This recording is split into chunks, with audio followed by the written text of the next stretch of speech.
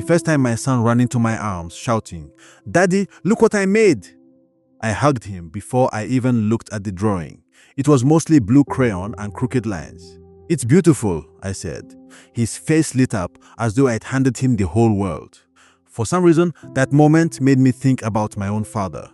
Not because he never bought me things, not because he failed us, but because I couldn't remember him ever hugging me like that. My name is Benjamin, and for most of my life, I believed my father loved responsibility more than he loved his children. It took me years to realize I had misunderstood the only language he knew how to speak. Growing up, there was one thing we never questioned: our father would provide. School fees were always paid before the deadline. There was food on the table, even if my parents sometimes claimed they weren't hungry because they'd already eaten. Our uniforms were clean. Our exercise books were replaced before we ran out of pages. If something in the house broke, he fixed it. If we were sick, he found money for the hospital somehow. Looking back, I honestly don't know how he managed it, but as children, we rarely think about how miracles are paid for. We only notice whether they happen. My father left for work before sunrise almost every day. By the time he returned, he looked exhausted. His shirt smelled of sweat and engine oil. Sometimes he'd sit quietly on the veranda for several minutes before coming inside, as though he needed to leave the weight of the day outside the front door. I thought he was just a serious man. Inside the house, he rarely laughed. He wasn't cruel. He wasn't violent. He was simply distant. Conversations with him usually sounded the same. "Have you finished your homework? Why is this room untidy? Next term, I expect better results." Even when I came first in class, he only nodded. "Good," he said.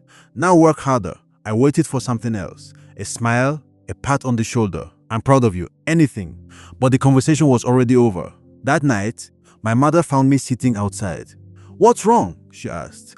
"I came first." "I know. Does Daddy even care?"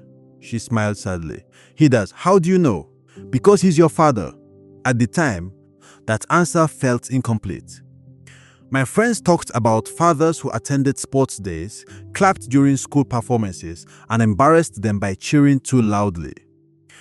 Whenever there was a school event, my mother came. If I asked whether my father would be there, she usually answered gently, "He's working." I stopped asking. One afternoon after a football match, I watched another boy jump into his father's arms while they celebrated the winning goal together. My father arrived nearly an hour later on his motorcycle. "I couldn't leave work earlier," he said. Then he asked only one question. "Did you win?" "We lost," he nodded. "Practice harder next time." That was all. On the ride home, I stared past him at the road and wished just once he had asked if I played well. As I grew older, I became good at predicting his reactions. 90% of the time, they involved advice. The other 10% involved correction. When I graduated from university, he shook my hand. "I knew you could do it," he said. Then he immediately added, "Now, the real work begins." Everyone else hugged me. He checked whether I had collected all my certificates before we left. Sometimes I wondered if he even knew how lonely it felt to be his son. Years passed. I found work, moved out, got married. Our conversations became polite. He asked about my job. I asked about his health. Neither of us asked the questions that actually mattered. "Did you ever feel proud of me? Were you happy I was your son? Did you know I spent years trying to earn words you never spoke?" Then he became ill. Not suddenly, quietly. The kind of illness that steals strength, one ordinary day at a time. I visited whenever I could. We talked about medication, fuel prices, politics, the weather, everything except our hearts. One evening, as I was leaving, I hesitated at the door. "I'll see you next weekend." He nodded. "Drive carefully." I almost turned back, almost hugged him, almost said, "I love you." Instead, I smiled. "You too." Those became the last words we ever spoke to each other. After the funeral, relatives stayed behind sharing stories. An elderly man from my father's former workplace laughed as he wiped his eyes. "Your father wouldn't stop talking about you." I looked at him. "What do you mean?" "He carried your graduation photo in his wallet." Another friend smiled. "He used to tell everyone, 'My son works harder than I ever did.'" Someone else added, every time one of you achieved something, we'd hear about it for weeks. I honestly thought they were talking about another man because I had never heard those words, not once. When everyone left, my mother handed me a small metal box containing some of my father's old documents. Inside were faded receipts, loan papers, hospital bills, salary slips. There were letters showing applications for overtime, a notebook filled with calculations. Every school fee we'd ever paid was carefully recorded. Some months ended with almost nothing left. I found one page where he'd written a simple sentence. Children must never know we are struggling. I sat there for a long time. For the first time, I wasn't reading numbers. I was reading love. It simply hadn't looked like the kind I'd been waiting for. Later, my mother told me something I had never known. There were years your father wore the same 2 pairs of shoes because paying your school fees mattered more. She smiled through tears. He always said, if my children succeed, they'll never have to carry what I carried.